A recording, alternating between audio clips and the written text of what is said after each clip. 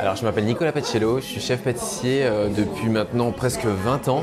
J'ai mes propres boutiques, donc une à Pantin, une à Boulogne, et je travaille avec De Marle depuis presque 6 ans maintenant parce que c'est des moules que j'utilise autant à la maison qu'au travail. Alors là, on va faire une petite tartelette marron clémentine, donc on est dans le thème de la saison.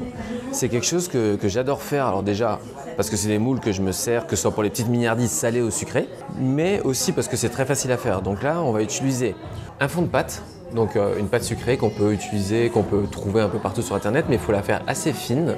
Et puis vous la détaillez, vous la foncez dans ces moules, vous les laissez prendre un peu au frigo, qu'ils soient bien prises, et vous les cuisez assez chaudes. Et puis ça donne cette petite tartelette qu'on peut utiliser et qui reste assez croquante pendant 1 heure, 2 heures, 3 heures, mais toute une soirée.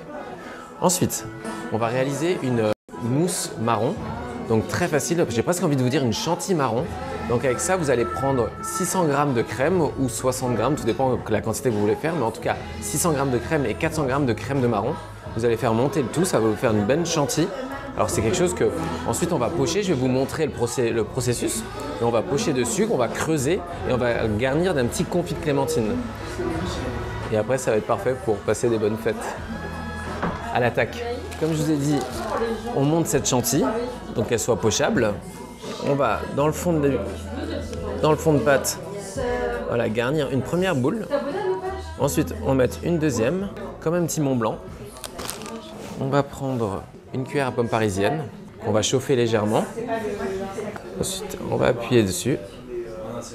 Voilà, on va creuser un petit, histoire que ça donne un petit pochage un peu élégant et des petites astuces pour épater un peu les copains à la maison. Et ensuite, vous prenez un confit. Là, j'ai pris clémentine, vous pouvez prendre poire, vous pouvez prendre même de la crème de marron. Et on va garnir ça. Moi, j'aime bien apporter un peu d'acidité. Donc, si vous pouvez avoir voilà, clémentine, même citron, marron citron, on ne fait pas souvent, mais ça apporte ce petit peps à une crème de marron qui a tendance à être un peu sucrée. Et ensuite, pour décorer tout ça, on achète des marrons vapeur. C'est aussi assez important parce que les marrons glacés, c'est quand même assez sucré. Et puis, on va râper ça dessus. Voilà, pour décorer un tout petit peu les tartes. Voilà. Et après, le plus important.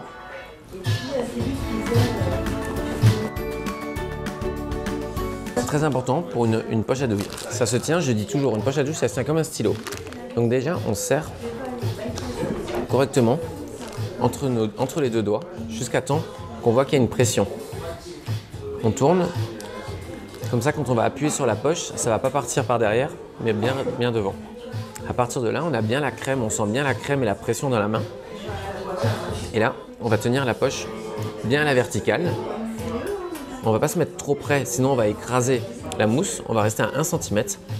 Et regardez, je vais appuyer, ça va créer une boule. Et là, important, j'arrête d'appuyer et je lève. Surtout, c'est pas j'appuie et je tire en même temps. Vraiment, j'appuie, je lâche, je lève. Deuxième fois, on revient dessus. Hop, pareil, je crée la petite, un peu plus petite. Là, je lâche et je lève. À partir de là, vous pouvez vous entraîner à faire ce qu'on appelle des boules. Donc, vous pochez comme ça des boules. Vous pouvez très bien finir une tarte, un entremets, enfin n'importe quoi, mais vous pouvez faire ça avec de la chantilly classique. Mais c'est vrai qu'une fois que vous savez faire ça, vous pouvez devenir chef pâtissier après.